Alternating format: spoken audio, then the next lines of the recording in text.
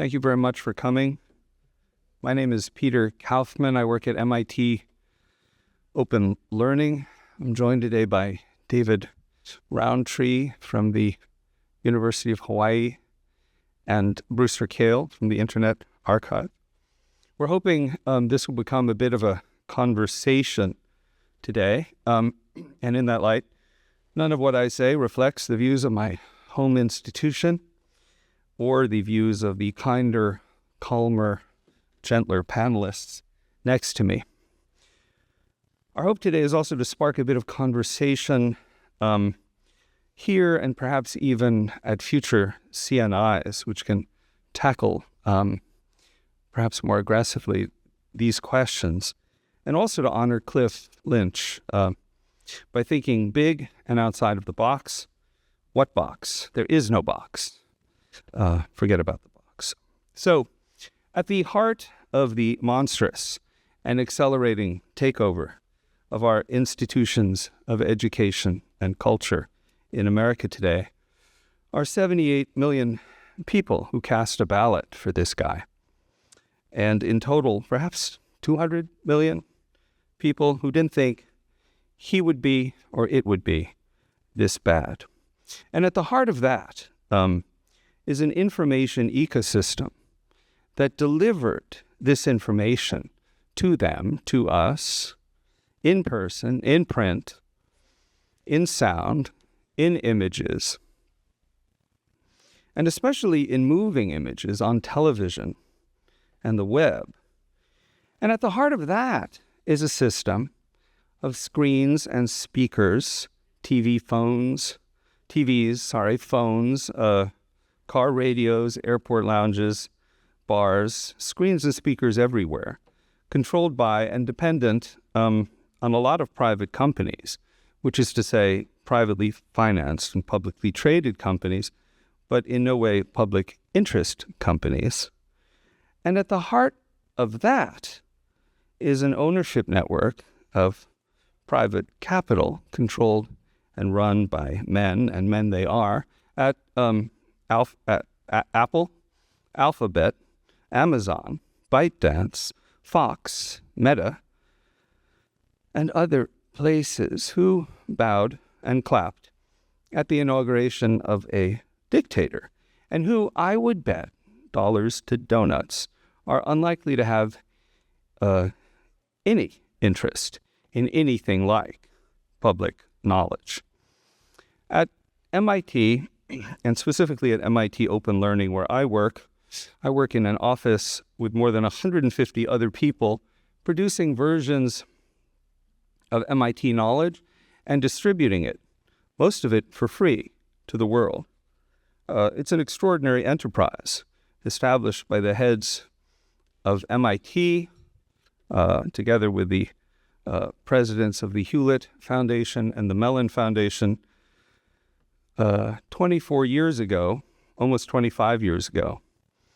At MIT Open Learning, we are dependent, notably and remarkably dependent, upon Amazon Web Services for storage and Google's YouTube for distribution.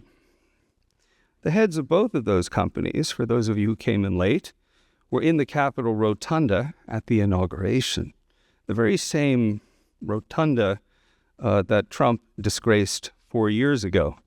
And by the way, mentioning Trump at this conference is not a bad thing. This isn't Voldemort we're dealing with.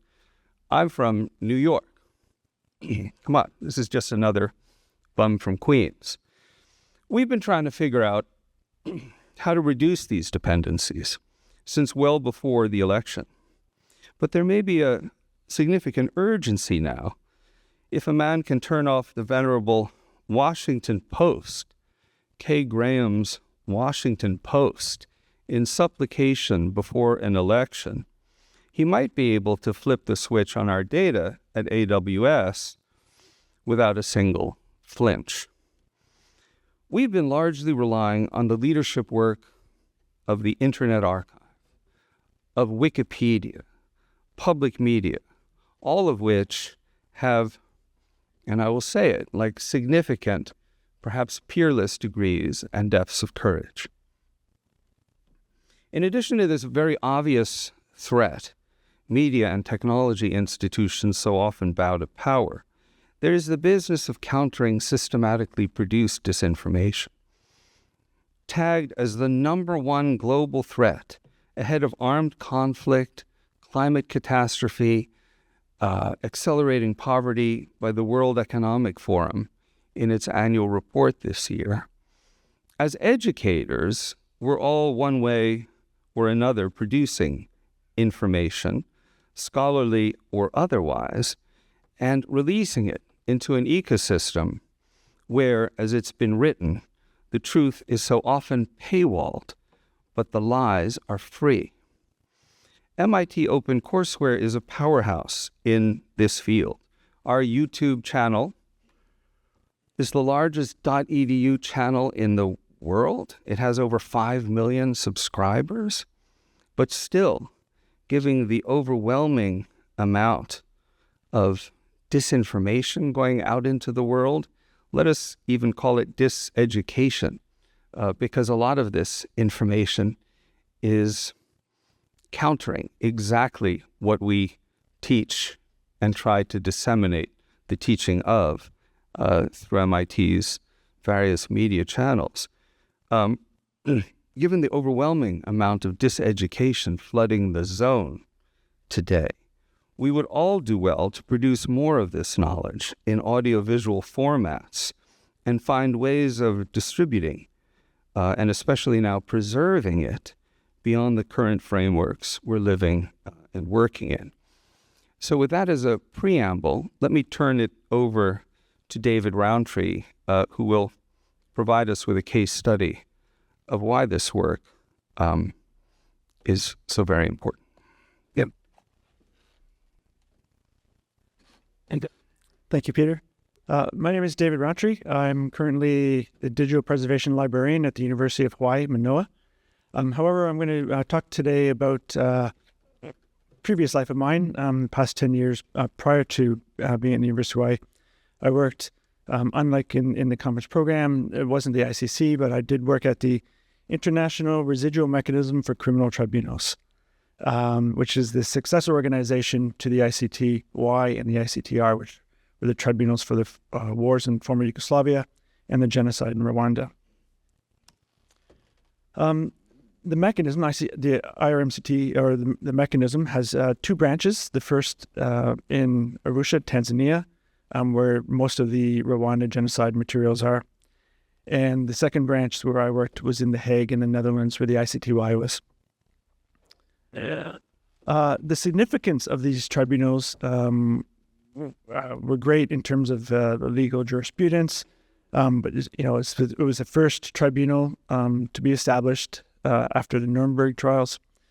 It was the first tribunal to deliver verdicts with regards to genocide, the first to define and recognize rape as a form of perpetrating genocide.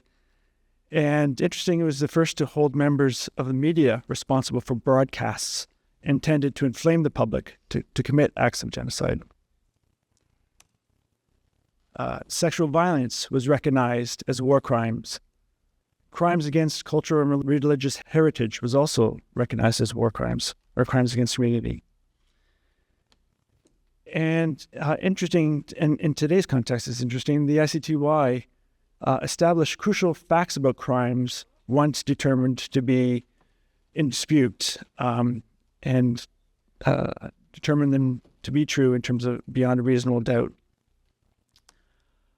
Other significance factors, it was the first tribunal to hold a leader of a nation accountable since World War II.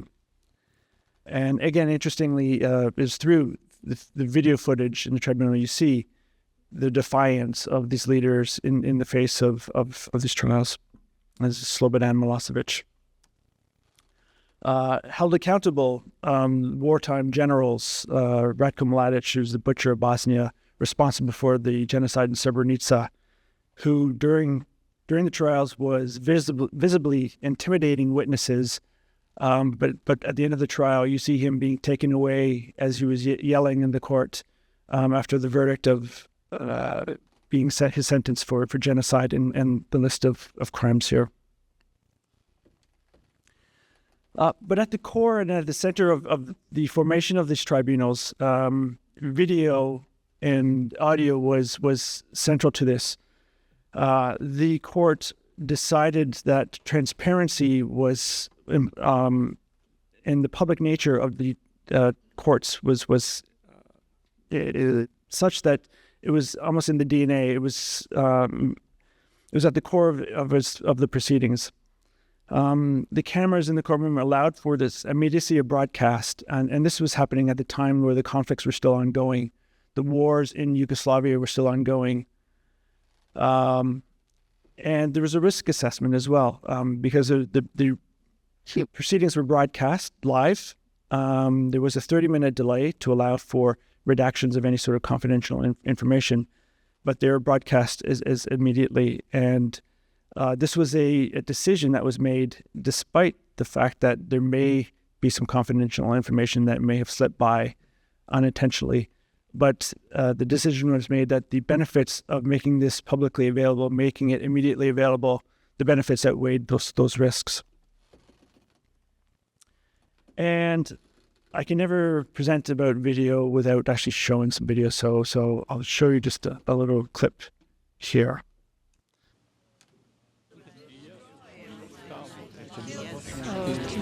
Make up stories if they were written to you. Can you please indicate to the judges where the bullet entered your head and where it left your head? Again, witnesses were a very important part of the transparency of the tribunals, and there were over 8,000 witnesses in these tribunals. To provide this to the public and the transparency required that the courtrooms adopt a very highly technical sort of approach. So as I mentioned, there were live broadcasts, 30-minute delays. There were interpreter booths where there was simultaneous interpretation of the languages. English and French were the official languages. And in the ICTY, you had the Bosnian, Croatian, and Serbian. And in Rwanda, you had Kinyarwanda. And in addition, the courtrooms were set up so that any language spoken in the courtroom would be adopted. And so they would bring in interpreters for whatever language. And there were many, including Albanian, Macedonian, Dutch, Russian. The courtrooms, to provide a safe space for witnesses, applied a number of protection measures, and I'll talk to those in a second. It also provided for remote testimony. This is before Zoom. Patch in and provide testimony remotely for those that could not travel to The Hague or to Arusha. It was also important that the proceedings were able to transition between open sessions that were available to the public and closed sessions where they were talking about confidential and sensitive information. So as I mentioned, there's 7,000 witnesses, over 2,200 required protection measures, that being facial distortion, as you see here. But there's also voice distortion and pseudonyms so that real names were not used. The recordings were unique in terms of the judicial records that were created in these tribunals, in that they were the only official record of court proceedings that were in the local languages. So as I mentioned, French and English were the official languages, and so those transcripts were created in those languages, but they were not created in Kinyarwandan, or they're not created in Bosnian, Serbian, and Croatian. The video also allowed you to see the operations of the court in action, and I'll show you another clip in which you'll see that. But more importantly, more than the transcripts could provide, you could see the facial expressions of the witnesses, the pain, the horror, the anger. You see the accused, as we saw Slobodan and Milosevic, the defiance still in the face of the court.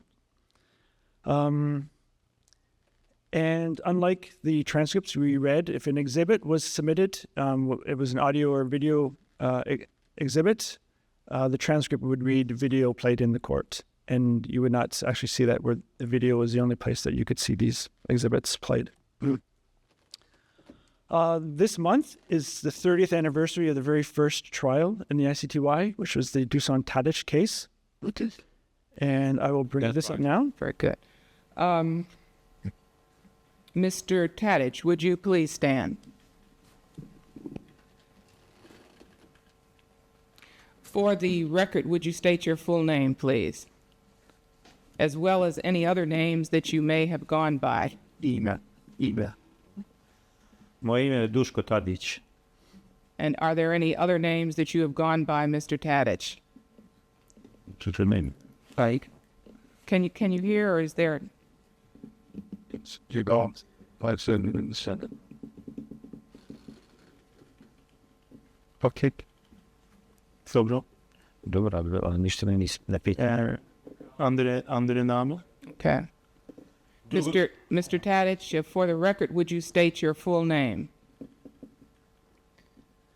Ne razumijem engleski jezik, ja govorim srpski jezik i razumijem srpski jezik.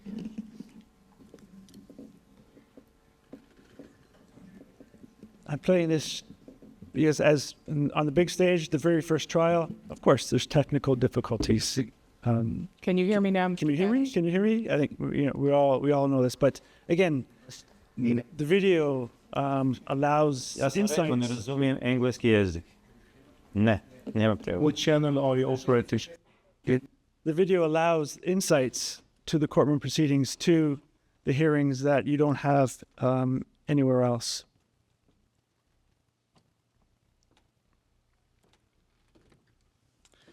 In terms of what was created and what was produced in these recordings, so this is a typical session.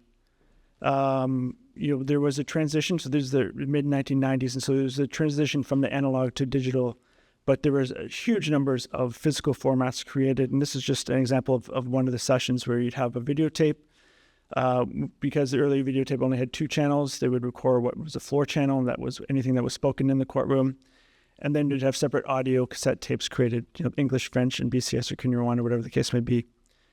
A typical hearing day, you may have 3 sessions in a day. You could have 4, you could have 2. So the variety of materials and content that was produced varied from day in and day out.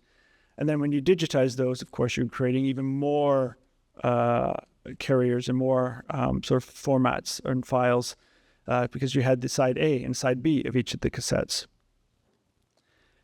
Each hearing day, again, created a full version. So this was a complete unredacted version, and you created a public version. So you had twice the number of tapes being made.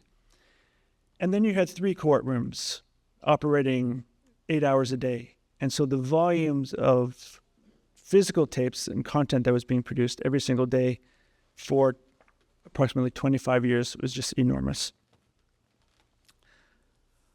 In total, there's approximately 150,000 tapes and cassettes created and over 2 petabytes of recordings. Again, what is unique when we talk about video in this case, and this you only see this in video and no other sort of records. I mentioned that there are protection measures. However, that pixelation was what you see when viewing it from the camera. In the courtroom, you see there's glass and windows. Sometimes you could actually catch a glimpse or see protect a witness in a reflection in a piece of glass. Initially, the facial distortion was just on the face of an individual. But if you were from a small town, rural town in Bosnia, you may only have one suit, or you may have a watch or a ring that distinguishes you. And so what was initially set up constantly had to change to adapt to continue to make these safe spaces. In courtroom 3, we noticed, and again, this all came about after we were making documents public, when we were looking at the materials a little bit more closely. Wide angle shot in courtroom 3, which was the default shot that the directors would use as witnesses would enter and exit the courtroom. That wide angle shot would capture a witness walking across the camera as they entered the courtroom to go sit down. So even though the person may have facial protection or voice protection, this particular shot would capture that. Photos were also shown to witnesses. Do you recognize this person, or who is this person? Again, captured on video that it should not have been. Leakage was an interesting one. This is from the headsets of the interpreters. They were interpreting live, and as they were listening to the speaker, they were interpreting into the language that they were speaking, but you would have a leakage from the earphones being captured on the microphone. So sometimes you'd catch a protected witness, through the headset into the microphone being recorded on the video. Open mics were often let, in the courtrooms. So you had judges, as they conferred, would forget to turn off their microphones and would hear them conferring when it was not public material. Chatter. So cameras and the audio sometimes was started before the judges came in and official proceedings began. And so you'd hear about the courtroom reporter, what they did on the weekend, or who they were dating. These were all things that were being caught on film, or on video. And then we had, once we started making materials public, we had deliberate intentions to try to reverse those protection measures that were put on people. There are also challenges in terms of editing and what you made public. So this is, as I said, there were 4 channels. So here's just an example of the 3. In redacting them, so you may redact the English version or the English channel. However, the French version, the interpreters may take a little bit longer in speaking. And so you could not redact in the same place as the English one as in the French one. You had to go on each channel and to redact those. And similarly on BCS, these points were all very different. So I'm going to just wrap up quickly here. But in terms of the workflow and making this available, so you see the recordings out of the courtroom. We did rely on the transcripts for doing the quality control process, and this came from the judges. These were immediately circulated to internal users and immediately put available to external relations for transmitting to the larger public. We did have an external hosting as well for where the videos could go. We did have a preservation system that preserved those, continued to digitize and ingest and make available through a content management system as well. So this is a complex workflow that was developed after understanding the nature of these materials. In terms of where we stand right now with them, the Digital Preservation Coalition has deemed that these proceedings are endangered. The evidence in court are critically endangered. And in terms of reading, why they say so, this sounds pretty accurate.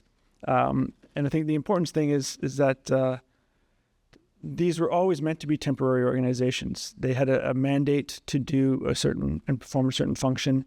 However, the records are permanent. And unfortunately, this has not been ingrained and integrated into the workflows and procedures of the courtroom. And so that's lack of understanding that the preservation does not have a completion date has now put these materials at risk. However, we're still in a nascent sort of period where these materials were starting to become available and made public. So you can just see here, I checked yesterday, and this is what the entries are. So it's just a minute number of the volumes of recordings that are there. So I think I will end here. Thanks.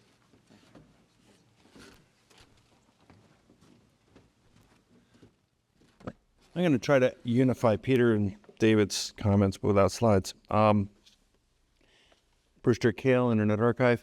How many people have heard of the Wayback Machine? Have used the Wayback Machine?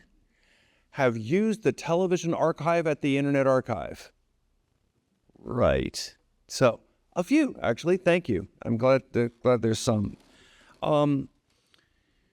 Voice of America, USAID, the end of term crawl of all of the Biden administration YouTube videos.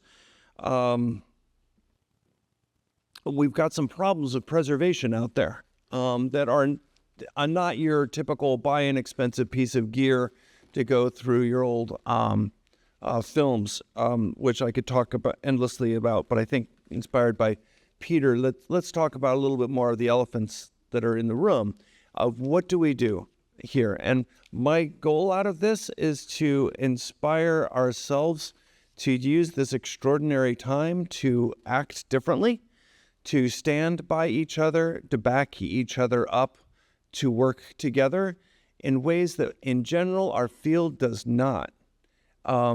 So what can we do to help inform people through our moving image archives and new image archives or new ways of working together to try to help a populace that is suffering right now? And that it is our job, I would suggest, as librarians to and educational institutions to help in ways that we need to do more of. So just going and trying to collect some of these materials of Voice of America and the like requires being pretty bold, and to get around things like YouTube restrictions and the like, to try to build out these collections. So a number of your organizations are working with the Internet Archive by using the Archive It program, and thank you if you are. And I thank you very much if you are also paying a few $1,000s a year to go and do this. It is supporting building the web collections of the Internet Archive. Maybe we can work together in somewhat the same ways to try to do news. Vanderbilt Television News Archive was brave. They stood up. They faced down CBS. They didn't fold. And it was wrapped into the 76 Copyright Act that you can record audiovisual news and make it available in a search and borrow system. That's awesome. I wasn't there then, so I don't know who of us stood up with them to go and defend them and really make that all the way happen. But anybody who did, and any of our institutions that did, great. But I bet none did. I bet we just left them out there and cheered them on from afar. I think we can do more than that this time around, and we should do more than that this time around. We now have the legal clarity to go and record television news and make it into a search and borrow system. So the Internet Archive started doing this in the year 2000 based on talking to the Library of Congress, which wasn't doing as much as we thought that they should, and actually were legally required to. But anyway, so we hit the record button and started recording television, really focusing mostly on worldwide news: Russian, Chinese, Japanese, Iraqi, Al Jazeera, BBC, CNN, BBC, Fox. And it's a very persuasive and very pervasive medium. I would suggest that a big part of the way that the populace in the United States is swayed is based on the most popular cable news station going and putting out talking points that are heavily coordinated, but over their 24 hours a day broadcasts, and then repeated on other platforms in other ways. How can we bring this into critical thinking and some critical understanding of what's going on in those areas? You need to be able to quote and compare and contrast. We need to be able to educate people. We need our own organizations to go and support this as educational materials inside ourselves, but also outside of ourselves. There's some really good opportunities here that we might be able to use some of these new technologies to make these things really much more available, much more easily, cheaply available. It's only 10 terabytes per channel a year. 10 terabytes. You can buy that from Best Buy on without spending a month's rent. You can basically go and record a channel a year, and you can then go and do the transcription using the open Whisper AI tools. And, an undergraduate could do that. So we can now go and record these materials, make them transcripted and searchable, and we can even translate them into other languages if they happen to be things like Russian, which I think would be really great for us to be able to go and peer inside other people's bubbles, to be able to see each other's perspectives by understanding their other people's media ecosystems at scale, a macroscope, if you will, not a microscope, a macroscope, stepping back and getting the bigger picture. Libraries are unique in being able to do this across across publishers. And we're given the legal mandate, and we have the expectations that we can do this. We can do this. And we could go further than just going and translating Russian television into English, say. We can go and do summarization. So we could do, what are the top 10 talking points that the Russian government or the United States Republican Party is putting out through its media outlets to go and try to convince people of their points of view. What are those? And we could do that in interesting ways, and we as libraries are uniquely available to be able to do this. So the technology has come a long way, but I would suggest we not just go and cheer on somebody else, whether it's the Internet Archive or anybody else, to go and do this on their own and risk what come up may, but that we stand together, that we work together. We take our own resources and we work with each other.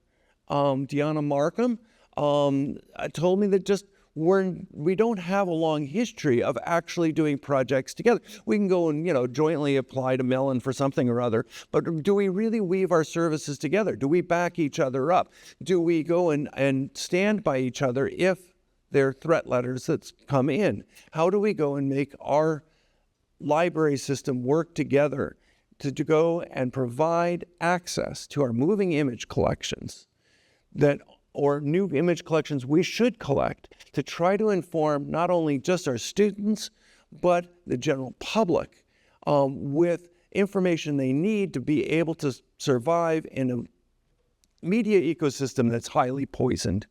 And it's a role that we have. It's a role that is getting easier to do from a technological perspective, getting harder to do from a policy perspective. But I love the David's pointing out that even these really thorny subjects where people could go and get killed if they were discovered, they thought that that was still a net positive to do. How can we back each other up? Berkeley went and took down all of their open courseware things because of threats from, I'm sure, well-meaning lawyers to go and tear it all to shreds because it didn't have captions. So they didn't survive that particular period. So the Internet Archive backed them up. All of their URLs are shredded. So all of that past building up of the web ecosystem referring to the open courseware is now dead. So I'd say it's bad policy. Maybe they should have stood up for it. They didn't. But at least we could back them up. Can we go and do that sort of thing for each other in new and different ways? My favorite line in my business career, if you will, before really getting just completely into librarianship, was from a Dutch businessman when we hosted the part of the Internet Archive in Holland in 2004. They offered free hosting space in Europe to basically be a backup of what was going on in the United States that the Europeans wanted. So we put things on it. And I said, thank you very much for the free hosting, but you have to understand, there's a lot of materials on here that people won't like, whether it's porn or, whatever videos from someplace else or whatever. There's going to be things on this. And he told me something that was my favorite line. If it's not a problem, it's not a problem. It's a good line, right? It's, in other words, don't over-comply. Don't go and take an anecdote and then pivot your old policy and wipe things out. Wait for it to become a problem and deal with it. And often that problem doesn't occur. So offering your services, your support for people to upload things to your collections, you have protections still in the United States for doing such things. So why don't we go and build larger collections, be a bit more bold, work together, back each other up. And moving images are so compelling and so persuasive that I think we have to shift a lot of our focus from text to moving images to be able to serve a population that's really only going to trust something that they can see. Thank you. Nice. Thank you, gentlemen. So I'm a video production guy, and a parent also of grown children, and I will say that, in addition to the other responsibilities we might have, some of which were touched on so lyrically today, one is to recognize the following. And as an example, here's this. When I was in college 500 million years ago, I would be in my apartment or my dorm room, and I would go up to the library up this big hill in Ithaca, New York, and I would get there, and the library had an unbelievable cornucopia of just material that I had no sense of accessing in my room. Print mainly, but not only. Today, if you're a college student, and this is really important if we are, in fact, in the education business or the information business or whatever's in our titles or our mission statements, the college student of today wakes up and goes to sleep in a kaleidoscopic universe of audiovisual content that is just virtually bottomless. Despite a lot of what we're saying here today, there is tremendous amount of material out there for people to watch and listen to. How long they have to watch and listen to that, and whether in fact their ability to produce, distribute, and preserve this stuff is not contingent on larger commercial forces is one of the questions that I think we should continue to engage with here. But the universe for a college student today is unbelievably richer in their room, in their chair, on their bed, than it is in most of the classrooms that we invite them into to learn. How effective, then, is our ability to educate if we're kind of inviting them into this desiccated educational, maybe that's the box, room where we're not engaging with the media that they're totally engaged with, not 24/7, but however many hours of class you get a day minus, take 24 minus, I work at MIT, but I can't do that kind of math. Maybe you graduated from there, maybe, but 17 hours a day, it's tough. And we should really begin to think of ourselves as curators and stewards. I know that there's some extraordinary people who come to this conference and who are in this room who steward audiovisual materials, many perhaps not as daunting a succession of tasks as David has faced in the Hague. But you also, David, were at Washington University, St. Louis, and the Eyes on the Prize archive is there, and I know you worked with that.